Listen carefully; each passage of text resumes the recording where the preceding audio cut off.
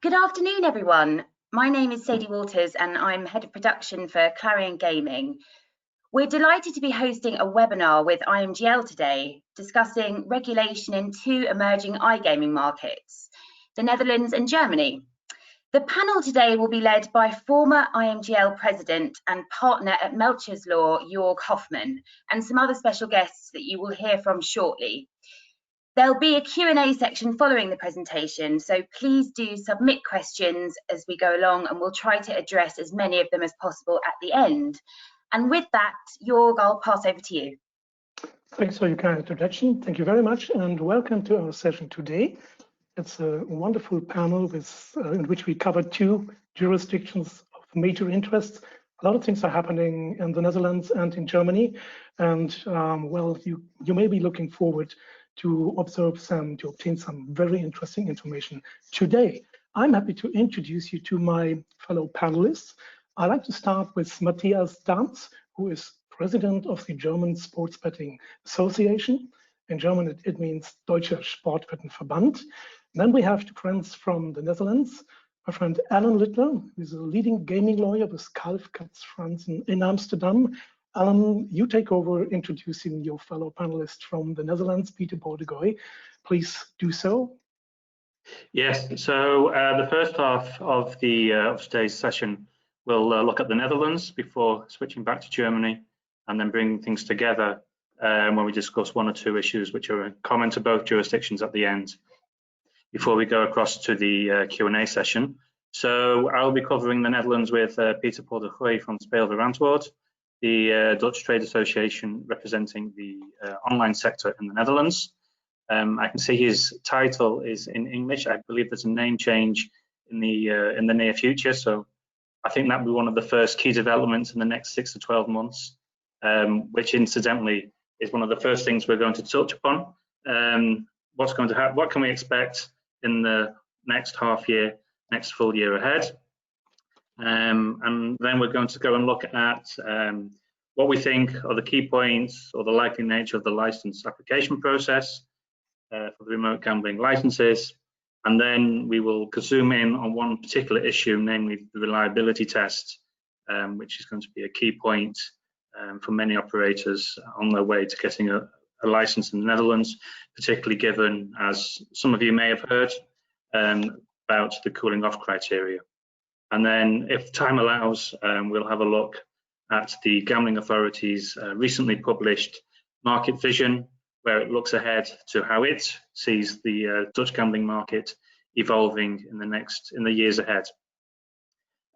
So, going back to the first point, what can we expect to happen in the next 6 to 12 months?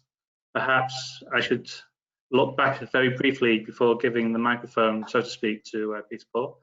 What has happened? I mean, the Netherlands, as well as Germany, I'm sure Jörg won't mind me saying, has been one of the jurisdictions which has been dragging its heels for a long time. Many years have passed by when we've been saying next year will be a key year, and it hasn't proven to be the case.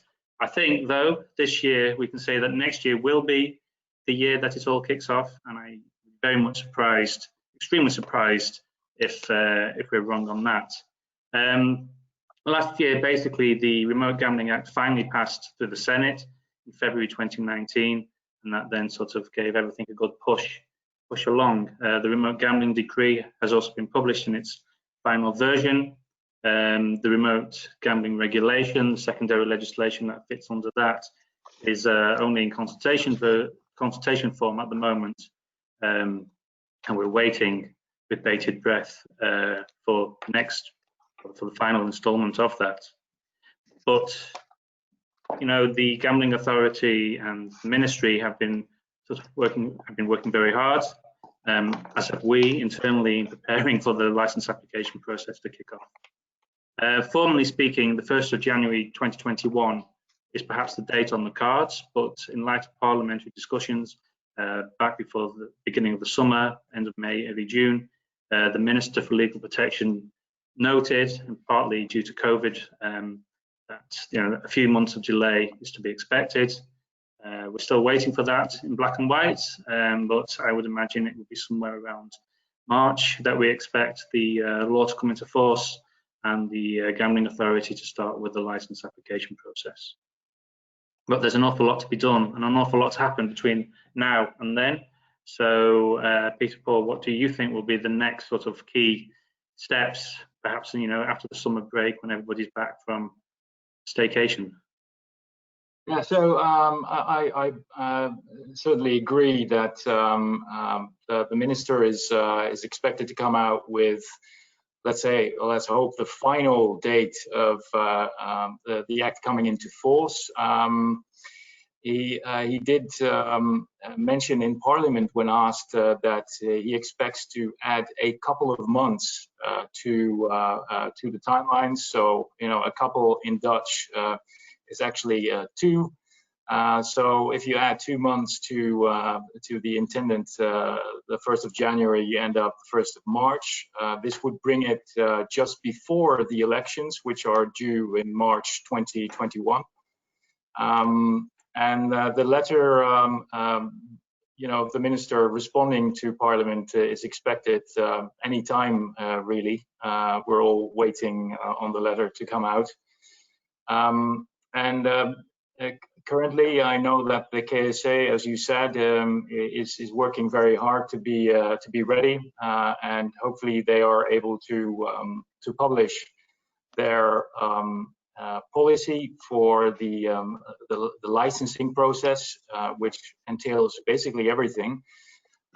For consultation, this is also expected officially end of August, but I think half September is probably more likely to happen.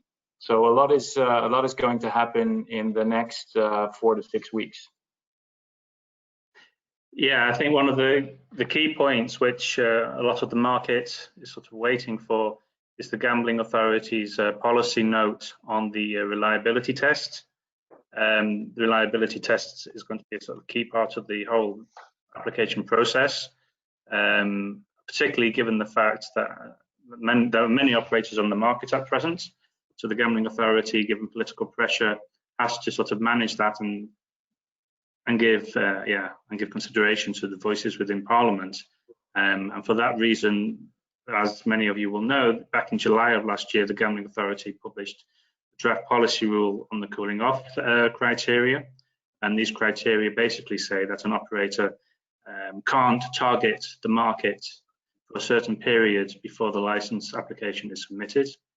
And if you have targeted the Dutch market by doing one of the satisfying one of the many criteria, then you will not be eligible for a license. And basically the reliability test, this will be sort of an add-on, a first hurdle to the reliability test, and failure to comply will mean that the license application will be, well, put in the bin at that stage, I suspect. So I think one of the key things we're expecting in September is the draft policy rule on the reliability test, and that will then make clearer how the gambling authority will sort of give effect to this in greater detail than the publication back in July of last year.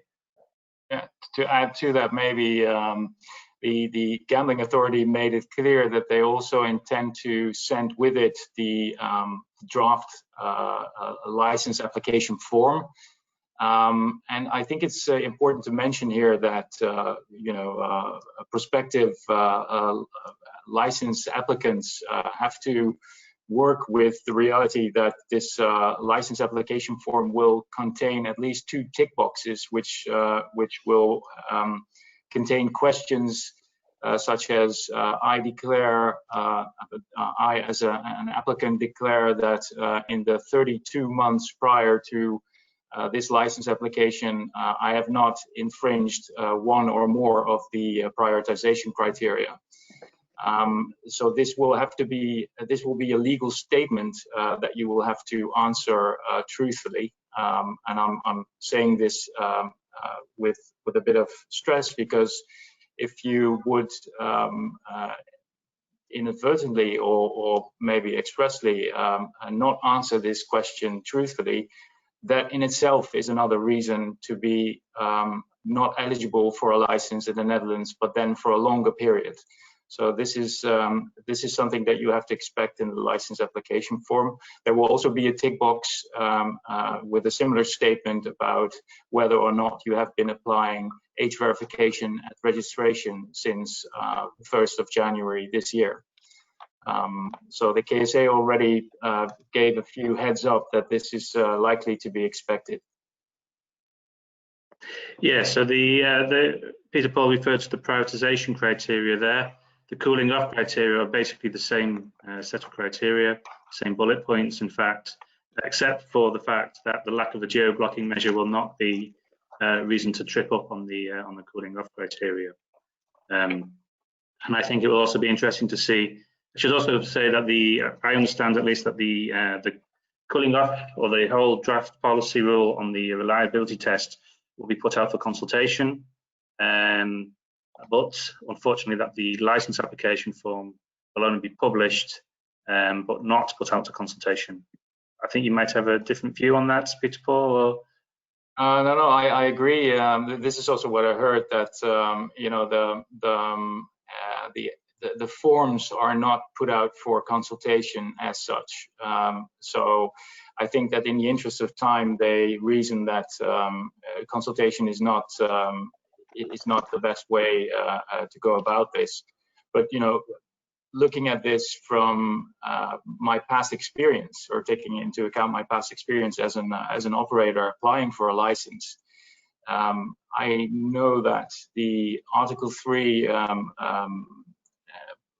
charity lottery licenses application forms were consulted. It was very short, a very brief period, but it was very good that they were consulted upon, because we managed to get a few let's say canards out of it, some you know, very unhelpful things we managed to get out in the consultation phase. So although I understand that the KSA wants to keep the speed in the consultation process, I do think that if operators feel very strongly about the application form, the draft application form, about certain elements of it, that they should nonetheless, in their consultation about the policy, maybe mention that they have issues with parts of the application form.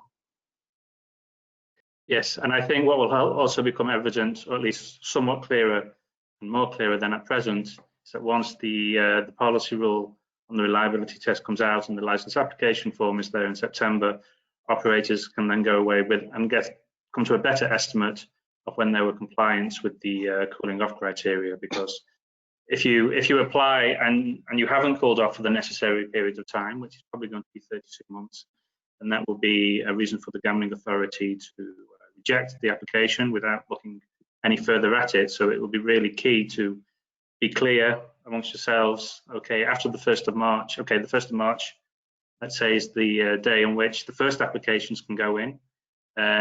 But when can we as an operator actually submit our application? So I think quite a bit of homework will have to be done, and it'll be easier to do that homework in September. Yep. And of course, all the documents and hopefully more information will come from the Gambling Authority. I think earlier this year they were talking about having some meetings on technical aspects. Some information has been published for the land-based sector in relation to the Central Exclusion Register. That hasn't been published yet, specific for the remote sector. So I suspect that's quite a bit of information will come our way in the next, well, after September until March, in terms of other policy notes, such as the guarantee, and also further technical information, such as on how to connect the crooks, the control database. So you'd have to have sort of a data bank, data vault in the Netherlands. Some regulations have been notified to the European Commission on that. So I suspect that once the summer has passed, more of this type of documentation will surface. And then perhaps we can fill in the blanks that we've had in light of the decree and the regulation. I see Peter Paul nodding slightly there. Yeah, I agree. It's not the camera. Yeah, so the standstill for the decree, I think, ends on the 8th of October. Somewhere, yeah. The next point we have is discussion on the likely nature of the license application process. I think we briefly touched upon that already in relation to the cooling off criteria. I think an awful lot of that information will also become evident in September when we see more in the way of the license application form and the guidance. The Gambling Authority has already published some information during the course of last year on particular modules that operators will have to sort of satisfy in terms of consumer protection, financial stability, and so forth. I think we can already note that the license application fee will be 45,000, non-refundable, and that the vast majority of the documentation will have to be submitted in Dutch. So the translators will also be busy at some point further down the line. I don't think, is there anything else to add on that particular point? Well, just a bank guarantee of 830,000 euros, which is another, one that stands out. And yeah, my call to the interested operators attending today is to really start as quickly as possible and to really use the consultation period to make the details of the application process your own. This is the best way to prepare yourself for a quick and successful application process next year. Yes, and I think it'd also be wise to sort of start getting documentation ready, policies ready. I mean, policies are not going to be wholly entirely unique to the Netherlands, but they'll also replicate to a degree, of course, what has been done in other licensed jurisdictions. So that, okay, maybe you can't submit on the 1st of March 2021, but somewhere in the first, I don't know, 3, 6 months, 12 months before the leniency period that the cooling off criteria grants come to an end. Otherwise, obtaining a license will be far less likely. So already start getting the documentation ready so we're not scrambling and you're not scrambling at the very last minute. And yeah, to make life easier for yourselves. I think if we look at the reliability test as a whole, we've already touched upon one of the key elements, the cooling off, compliance with the cooling off criteria.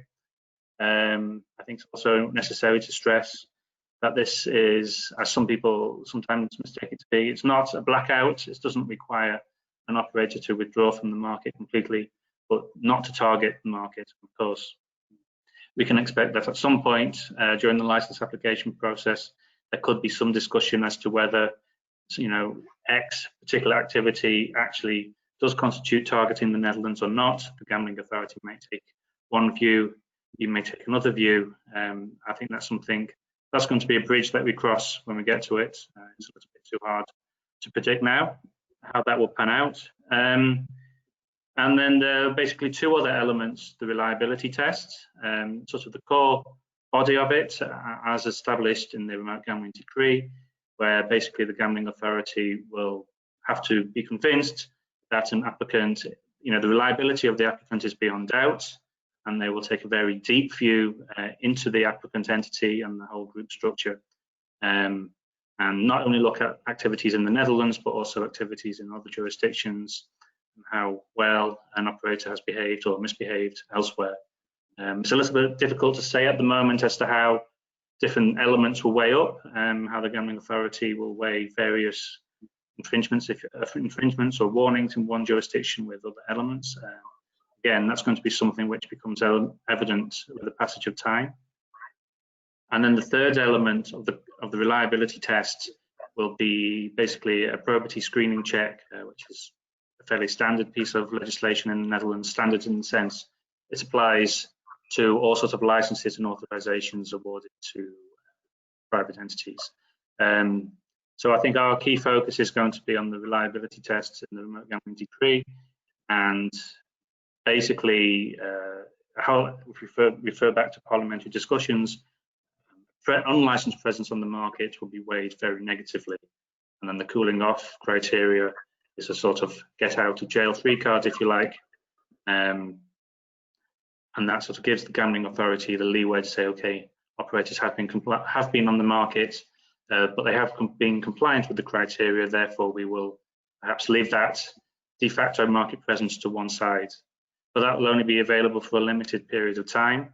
So our understanding that will be for 12 months once the licensing process opens and the Act comes into force.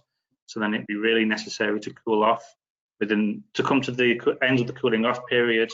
That 32-month period expires within the first 12 months of the Act being in force. Otherwise, it will revert to the default position, and then an unlicensed presence on the market will be looked upon far less kindly, and probably will be fatal to the license application. I'm just a little conscious of the time. So do you have any more comments, Peter Paul, before we hand over to Jörg in Germany? One small addition to what you just said. Recently, of course, the minister wrote in his answers to Parliament that he intends to instruct the KSA to ask an applicant to start with an empty database. So this is an important addition, I think. It's important to say also that the minister does not instruct an applicant to throw away any database, but it wants all operators to start with an empty database at the start. Yes, and we'll have to see how that pans out in practice. I think there were quite some concerns about database flushing, and I think we're both on the same line. That's probably not going to be as extreme as that, but indeed we have to wait and see as to how this one will pan out. So another thing to watch. Maybe we can come back to the market vision later. I think Jörg is itching to go. Over to Germany. Very interesting, and I see there are some things going the same way like in Germany, and even the time frame is almost similar. So let's look upon what's going on in Germany. I'd like to just provide you with a brief overview in a nutshell we'll be discussing now. It's interesting times here because we are in the middle of a transition time. The recent interstate treaty came into force as of 1st of January this year, introducing a regime for sports betting license application, but continuing the total ban on online casino games, including online poker. This interstate treaty is supposed to expire by the end of June next year, and its successor, the Interstate Treaty 2021, how we call it, is on its way. It's now sent for notification purposes to the EU Commission, and it will introduce, the first time ever, a regime for online casino licenses. But make sure you don't mix it up. It will not be the full format online casino as we know and we are used to. It will be a reduced format. It's called virtual slot machines. I always compare this scope of machines to the arcade gaming halls and these restaurants, these slot machines in pubs and restaurants in Germany. So it's reduced stakes, it's regulated spin duration time, and it's not really comparable to the big games you can use in bricks and mortar casinos, which are more similar to the online casino space. And also there is a category called online casino games, which is kind of irritating because this means bank holder games, table games, and live casinos. And this will be taken away from private licensing sector and will be subject to either state monopoly, where the state can, in its own discretion, grant that license to a state-owned operator, or also in its own discretion, grant this license to a private operator. The amount of licenses available will be limited by the amount of bricks and mortar licenses in that particular German state. So it's an interesting and really new and really understandable regulation we can expect. What's interesting and important for now is the sports betting license procedure is subject to litigation with the administrative courts here in Germany. So the court ordered that no license should be granted until the appeal court has dealt with this and will render its decision whether the responsible authority, which is the regional council of the city in Darmstadt, that's in Hesse, will be allowed to grant licenses or stop the proceeding or need to do some things to heal the procedure. Some of the arguments are it's a non-transparent application proceeding, a regulation, and it's also discriminating if you look cross-border to European Union applicable law. That's the criteria which is currently subject to that litigation. We will discussing this shortly, but finally, in my overview, I like to mention that the very most interesting topic today is we're expecting a transition regime to be applied to the German online gaming market. This means that the heads of 4 state chancelleries in Germany, you can call them deputy prime ministers, drafted a circular regulation, a circular proposal that should be adopted. And we expected that it will be approved by the other state chancellors this week, if it hadn't been done so already. And that will come into force very shortly. Matthias will provide us the latest intelligence about the date we can expect when this will be applied. It is kind of an adopting of future regulations. Its particular focuses on the online casino industry, saying that you need to introduce your scope of products to adapt it to future regulation of virtual slot machines, meaning for the time being, it is a stake limit of €1 per stake per game per player. It is no bonuses, no autoplay functions, an average spin duration of 5 seconds. It will be implied, and of course, no online casino games as defined previously, which is bankholder games.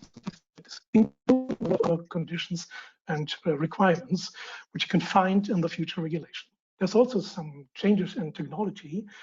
There are some centralized database interfaces expected to be applied next year's regulation. Some of them will be expected to be adopted now, as long as this and as long as all is technically feasible. This is a challenging approach to the industry. If the industry will not comply, then we have something similar or comparable to the cooling off period, because the circular resolution says if, as of that date when all begins to apply, operators will not adopt future regulation and offer a scope of casino games which will not be licensable next year, they will be exempted from any sort of licensing proceeding next year. And if these operators also offer sports betting and may got a license before that or are applying for a license later, they will either lose their license or will not get one. So it's a take it or leave it approach of the regulators. It's no fun for the industry, and the industry has to make a decision whether they really approach the system or try to make any other decisions. It will be full of criticism, of course, and that's points we will be discussing with the president of the Sports Betting Association. I know that the interim or transitional resolution basically covers the online casino space, but also has some impact on the sports betting operators as well. But let's cover upon the sports betting license procedure first. Matthias, what's your take? When can we expect a decision of the court? And probably, what do you guess, what will the decision be? Okay, yeah, thank you, Jörg. That's quite difficult questions you came up here. Sure. The Hesse court decision has really stopped the whole licensing process here in Germany, and everybody is waiting for the higher administrative court in Kassel, which is responsible for Hesse, and which will finally come up with a decision on that. As we've heard today, but it's only a rumor. I have to underline this. It's only a rumor that the higher administrative court should decide within the next few days. So it may be possible that we get a decision there. But what's the probable outcome of this decision? That's quite unclear today. We have heard nothing about the discussions between the involved parties there and how the higher administrative court may rule now. The Hesse Ministry of Interior, which is in fact responsible for the licensing process, is quite optimistic that the higher administrative court will shut down the former decision of the administrative court in Darmstadt, and that they will be able to continue the licensing process as planned. But to me, that's quite unclear, and we cannot really rely on that. And so we have at the moment a bit difficult situation, since we have on one hand a licensing process which has in fact been stopped by the courts, and on the other hand we have an expected new regulation on sports betting and online casinos and virtual slots and all these things starting in July next year, which will, from our point of view, change the whole market, because for the first time we are getting regulated the whole online gambling market as we know it in other jurisdictions today. Up to now, the virtual slots and online casinos have been totally forbidden in Germany, although a lot of operators have operated those products here in Germany with their EU licenses, or some also have Schleswig-Holstein-based licenses. That's a small state in the north of Germany which has issued 25 licenses between 2012 and 2013. And so we are really in such an intermediary phase now, and we've always asked the politicians that we need a transition period to get into this new licensing and regulation regime mid-21, and that it will be really the worst case if all the operators would have to switch off their already existing products here in the German markets and throw all the customers into black market offerings, and not being able to get those back when we finally get allowances under the new state treaty in 21. So what finally came out from the decisions of the politicians was this proposal for an interim solution on that. And this proposal has been developed by 4 of the state chancelleries. You have to see that state chancellors are one level below the prime ministers of each of the states, and 4 of them agreed on a model there. There were quite tough discussions on that, and finally they agreed on a model, and now they are in the decision-making process to get all the votes from the other 12 states here in Germany, the 12 Bundesländer as we call them, and this decision-making process is just going on. It has been started last week, and as I've heard today from one of the involved state chancelleries, it still goes on, and they're waiting for the last votes on that. So it's quite probable that this interim solution will be decided within a few days or maybe weeks, and then it says that we will have a little bit like a toleration regime in the interim period between now and the 1st of July next year, when the new state treaty will be enforced.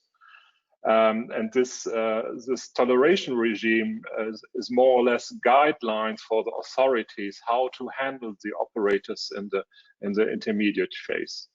That means these guidelines help or guide the authorities within their enforcement activities, because there have been a lot of disputes between the authorities in Germany.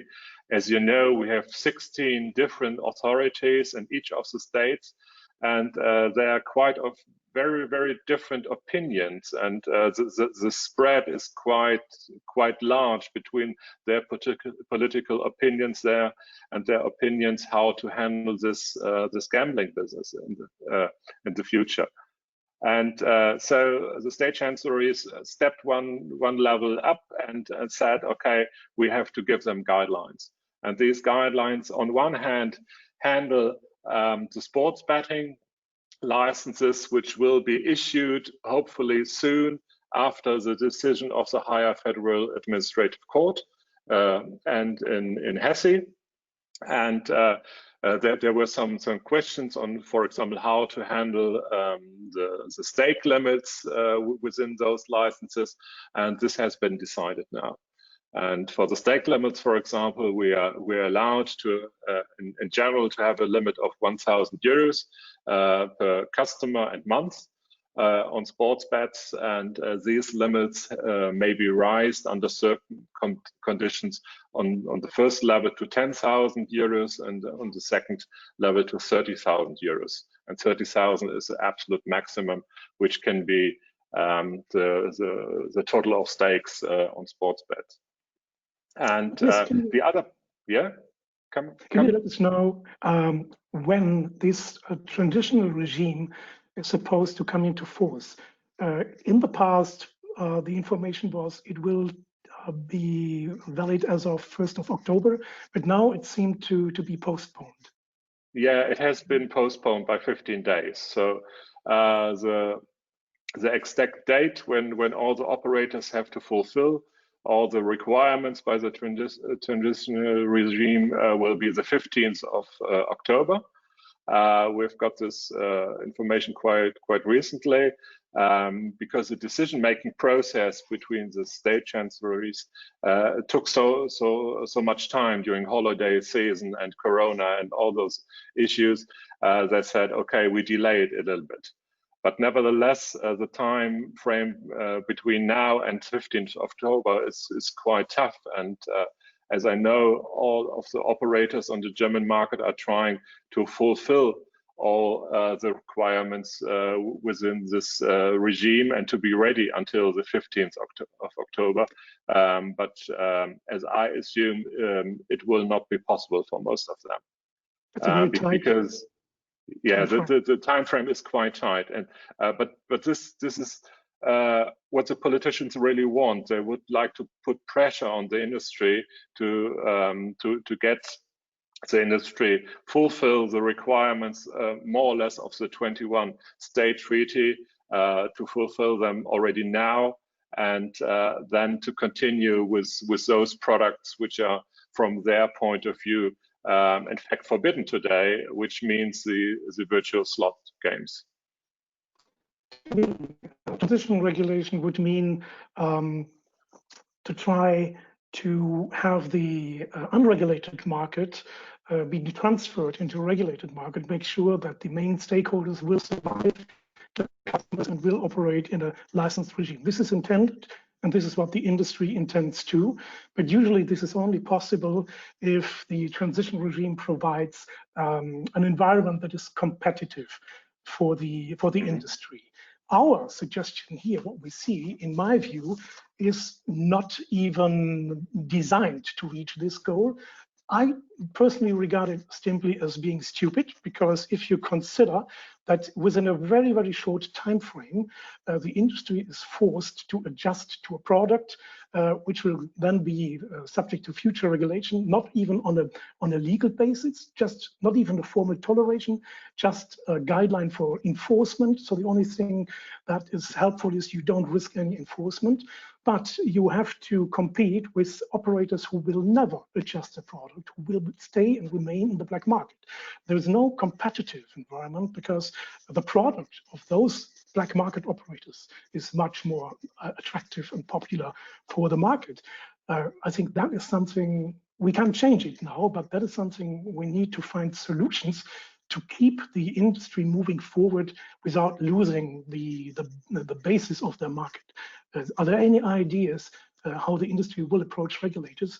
One aspect could be the technical feasible time frame for implementing certain requirements and apply them, the products to that requirements.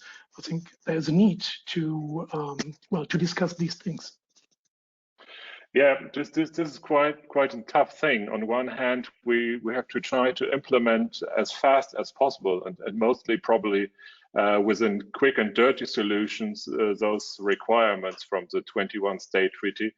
And on the other hand, we are challenging the situation that there's still the black market and probably a lot of operators who don't want to be regulated in the future and try to catch as much as possible customers from the good operators, so I would call them.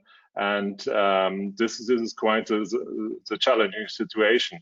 And there we also expect from the authorities that they now concentrate not really on those operators who are willing to comply with a toleration regime and also with a future state treaty, but to concentrate on the fight against the black market operators who don't fulfill all those requirements, and possibly also give the industry a little bit more time to implement all those features.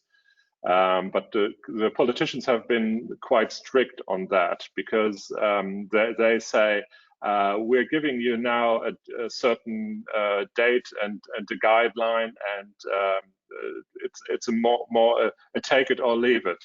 So if you take it, you have to fulfill all the guidelines, and if you leave it, you have to switch off your offerings. So this is quite difficult situation for a lot of the operators, and I know that a lot of them are really struggling on that. Yeah, you cannot protect any players if you lose the players to unlicensed operators. You're fully right. Yeah, that's the biggest problem at the moment now. I think the problem, and one of the reasons for the regulation, the bad regulation in Germany, is that we also always have to involve 16 German landers, the 16 federal states, and the quality of the arguments and the minds behind them is very, very different. Here, it's the same with the interstate treaty. The goal was to get 16 signed copies, to have them all on board. So the benchmark for quality of German regulation is the very lowest approach of one single land, one single person behind it. That makes it impossible to involve solid arguments for player protection. Yeah. Okay. Yeah, the situation in Germany sometimes remembers me to the situation in the European Union, because we have 16 lenders which have to agree on a certain base, and they have to find unanimous decisions, and this is the biggest problem, and that's the reason why it took such a long time to get this new state treaty agreed on. And we still have the ratification process, which will start after the notification with the European Commission, which will end on the 17th of August, or if Malta complies, on the 17th of September. And then the ratification process will start.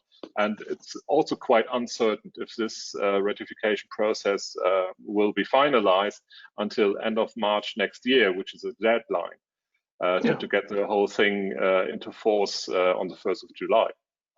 And I would personally be very much surprised if the administrative court, the appeal court, really not confirms the first instance court and render a decision in favor of the regulator, but everything is possible.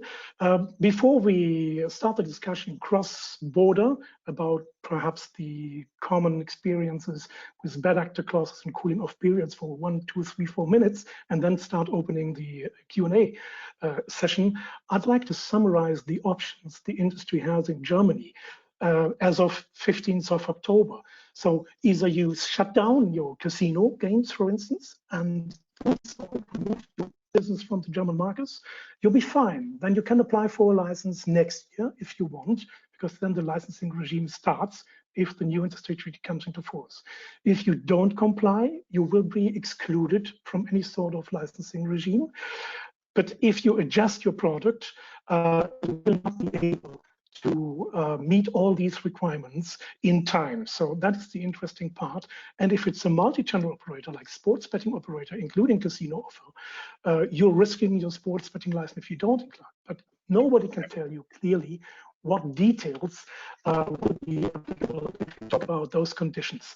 What is your advice, or how do you think is the industry prepared currently to approach this new challenging and a little bit unfair situation? What we're doing now is to start talks with the responsible authorities. This decision from the state chancelleries goes now down to the Glücksspielkollegium, which is the gaming council of which comprises of representatives of all the 16 lenders, and they do all the final decisions on licenses and regulation and so on, depending on the law, of course, and also of the guidelines from the upper levels. And now we have to talk with them about which technical requirements have to be fulfilled in this interim phase, and which are really the things which have to be fulfilled by the operators and which can be delayed by a certain time frame. But the political talks there were quite clear. With the state chancellors, they said all of the technical requirements from the 21 state treaty, which are feasible or fulfillable by operators, which do not rely on technical things which have to be provided by the authorities or the new central authority, which will be founded soon. All those things have to be fulfilled and have to be implemented. And now we have to see how this comes down to the grounds, and which will be really the requirement list. And today the gaming council sits together today and tomorrow, and I think they will come up with a list of requirements, and then we will discuss this with them, and they will probably soon publish this list. Hopefully, because all the suppliers need it as soon as possible to like to adopt stake limits. This will take a lot of time because so many things to change. Thank you very much, Matthias. That was most informative. Alan and Peter Paul, you introduced the cooling off period. So it's almost a comparable situation where we can say, if the industry from a certain point in time does not comply with future regulation or even with some conditions that have been published, you're out of the game, at least for a while. How is the industry responding to that? How is the industry prepared to that situation in the Netherlands? And what can we learn from you? Shall I kick off with a few comments? Please. Yeah, what can Germany learn from the Netherlands? Well, first of all, I think one of the things that struck me, the conditions in Germany seem to be more about regulating the nature of the gambling offer, whereas in the Netherlands it's more concentrated at whether an operator is targeting the Netherlands or not, or whether they're taking customer in a more passive manner rather than saying, okay, you have to implement this or that limit. Perhaps an exception to that is the introduction of the age verification requirement as of the 1st of Jan this year. But other than that, it's more about the nature of the offer as to whether it targets the Netherlands, not whether or not it is, the limits are X or Y. And I think the criteria in the Netherlands have been around for quite a while. We have the privatization criteria from 2012. They were amended in 2017. And then they sort of been transposed into the cooling off criteria in a draft policy rule as of July 2019. I think if you're an operator who really intends to join the Dutch market, you will already have, taken the steps to mitigate the risk of something tripping you up further down the line or not being able to take advantage of the cooling off period. So I think the vast majority of the industry will have already got their houses in order. You're on mute, I think, Peter Paul. So I agree. Whether grudgingly or not, I think all serious operators will abide by these prioritization criteria and the cooling off period. They see it as a given. It's a hurdle that you have to take if you want to enter the Dutch market successfully. Yeah, Matthias, we talked about it already, but look out of the window to the online casino market from your experience. Maybe would you think that the majority of online casinos operators are going to try to adjust their product? Or do you see some hurdles which maybe as time matters could be a barrier? Yeah, as I already told, timing is very tough, and probably not all operators will fulfill all the requirements. We have, for example, requirements within the games where the minimum spin time for slots have to be on average 5 seconds. We have maximum stakes on virtual slots of €1. All these issues have to be implemented into the games by the game providers, which are not always the operators themselves, especially in the virtual slots. There are external software companies, game providers who have to implement all those features into their games. Some of them already know this from Schleswig-Holstein, because Schleswig-Holstein had a quite similar approach to online slots, and therefore we can probably adopt some features, but nevertheless a lot of them will struggle on that. And it's really a question how we come up with authorities now, how they maybe soften the process to give us a little bit more time. But we have to see how these discussions may go on. But the industry is willing to fulfill these requirements, because I think we have no other chance. Because on one hand, we're kicking ourselves out of the market because we are then unreliable in the future, don't get future licenses, or we stay in the market and try to operate as good as possible here. Well, the only thing you can do is create the dialogue with the regulator. I think the big three trade associations are now taking a lot of responsibility and hopefully doing a hell of a job. So good luck for that. I think we're ready to collect some questions. And I see a few questions flagged here, which I can easily and briefly answer, and then we can take some more. There's one question: if operators have to pay taxes during the transition period. Easy answer: operators always have to pay taxes in Germany, no matter whether you're licensed or not, and not even in a transition period. This is applicable for the past, the present, and the future. It will be 19% VAT on gross gaming revenue for the online casino operators, and 5% sports betting tax for the sports betting operators on stakes. That's with the taxation. And could you keep your player base? Yes, you can, but you need to transfer your player base into a new system. There will be a centralized player bearing system after 2021. It will take some time until it's technically ready. Until then, you have to use your own one. There is these Oasis player bases, player protection basis system, which may be expected that it should be used now as soon as possible, but there is still some legal unclarity whether in a transitional regime this system can accept external operators, because usually it's designed for licensed operators and transition is no license. And later there's monitoring of players in real time to from one operator to another, or from one sector like casino games to sports betting, without a break of 5 minutes. This will also take a lot of time to introduce these systems, but basically your player base will remain with you as an operator.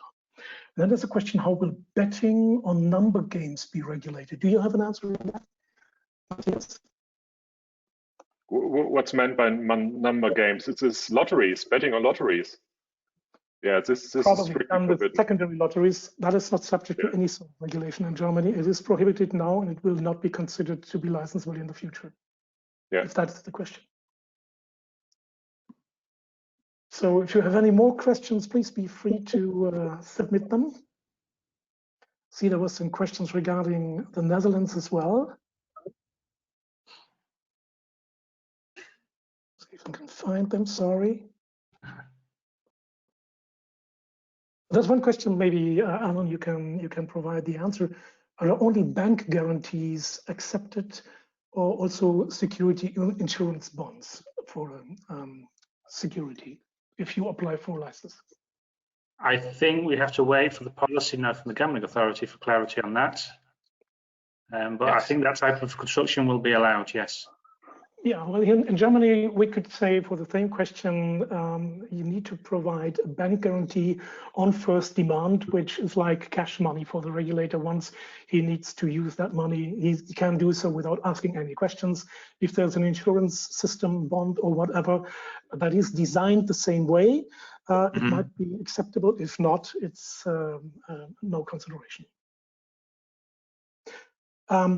There's a question which is very interesting for Germany, and how will they look at companies who already had voluntary disclosures for Germany and then getting a license in Germany? Hopefully I understand that correctly. Voluntary disclosures to me rings a bell that it's voluntary tax disclosures, meaning to declare taxes for tax burdens of the past, which is a totally different chapter. This is to be seen separately from regulation, and between the tax authorities and the regulators, there should be a Chinese word, the tax secret. If the question means that a company has approached a regulator already, for what reason ever, I would say everybody is in a position to apply for a slot machine license in the future and make use of the transition regime if the company is willing and able to meet all these requirements. And this applies to every operator, be it multi-channel, online casino, as long as it's based within the European Union. That's very important. Yeah, perhaps I can add that there's no voluntary tax payment, but there's always an obligation of tax payment in Germany, and this has always been the same. There's no change on that. Yes, surprisingly, people abroad do never understand why a state is collecting taxes for a business that is not even licensed and should be licensed. Yeah, that's a little bit ridiculous. We are paying sports betting taxes since 2012 and still waiting for this sheet of paper, yes, which says that we are allowed what we're doing. But if you want to have fun and wait and see, always something new popping up next week. Welcome to Germany. Welcome to German gambling regulation. It's so different to German engineering, but this is what we experienced for many, many years now. I think our time is running out now. I take the opportunity to thank you guys for your great contributions. Thank you, Clarion, to cooperating with IMGL very successfully on this session. And of course, thank you all out there for listening and contributing your questions. Hope to see you soon again, and hopefully in an in-person event with Clarion in the near future. Bye-bye, and thank you very much again. Yes, thank you so much. Thank you so much to IMGL and all of our speakers today. This webinar has been recorded and will be available to listen to on demand shortly on igamingbusiness.com. Thanks again, and we'll see you again soon. Thank you. Bye. Bye-bye. Bye. Bye.